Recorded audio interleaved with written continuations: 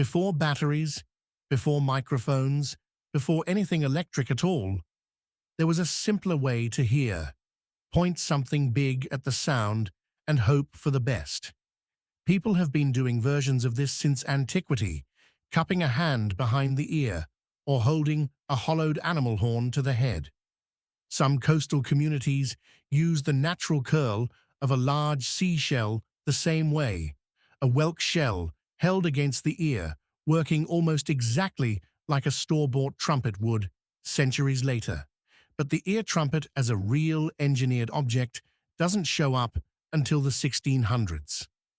The German Jesuit scholar Athanasius Kircher described and illustrated large, horn-shaped listening devices in his 1650 book Mussurgia Universalis, treating hearing loss as a problem sound itself could be redirected around, the same way a lens redirects light. By the 1700s, ear trumpets had become genuine commercial products, made from brass, silver, tortoiseshell, and animal horn, sold to anyone who could afford one. King Frederick the Great of Prussia reportedly used one in his later years. But it was the 19th century that turned the ear trumpet into an entire industry. Ear trumpets weren't confined to one workshop or one country. In London alone, several instrument makers built and sold them right alongside telescopes and spectacles, treating hearing aids as just another precision optical trade. Etiquette guides of the era openly discouraged using one in polite company, warning that holding a visible trumpet to your ear marked you out as old, frail, or simply awkward to be around. That social pressure is exactly what pushed the whole trade toward disguise rather than raw function, years before any one firm turned concealment into a specialty. London became the center of that industry, and the undisputed leader was a firm called F.C., Rain and Son, founded around 1800 by Frederick Rain. Rain's workshop didn't just make trumpets, it engineered them, patenting designs like the Oralese phone, a flexible headband that funneled sound through a hidden tube worn under a hat or a wig so no one would know it was there. That instinct, hide the hearing aid, drove almost everything the firm built. Deafness carried real social stigma in Victorian England, so Rain and Son disguised trumpets as walking sticks, hairbrushes, folding fans, even hair ornaments.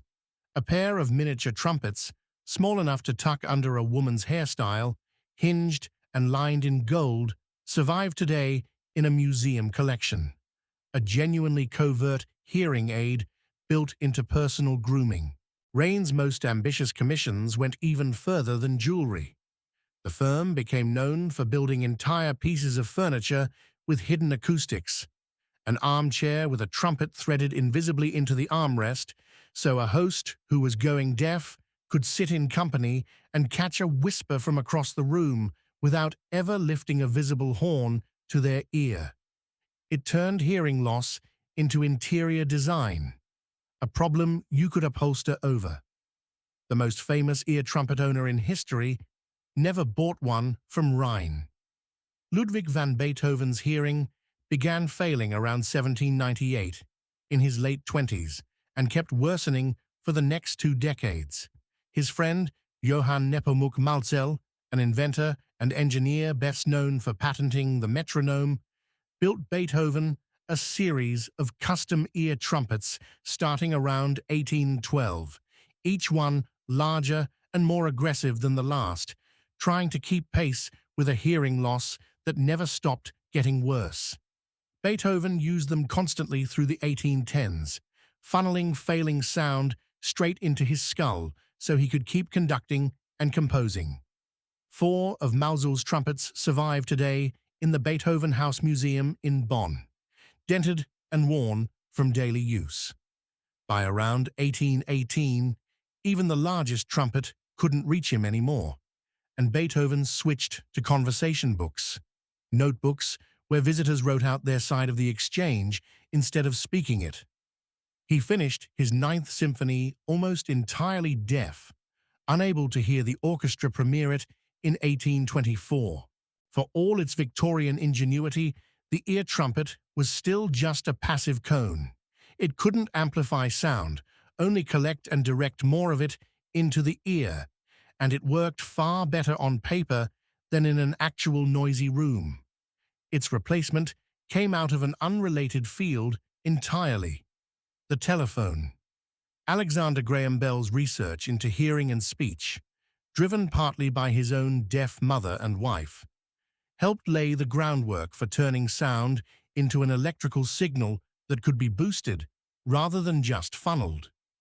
In 1898, American inventor Miller Reese Hutchison built the acouphone, using a carbon microphone borrowed straight from telephone technology to electrically amplify sound for the first time.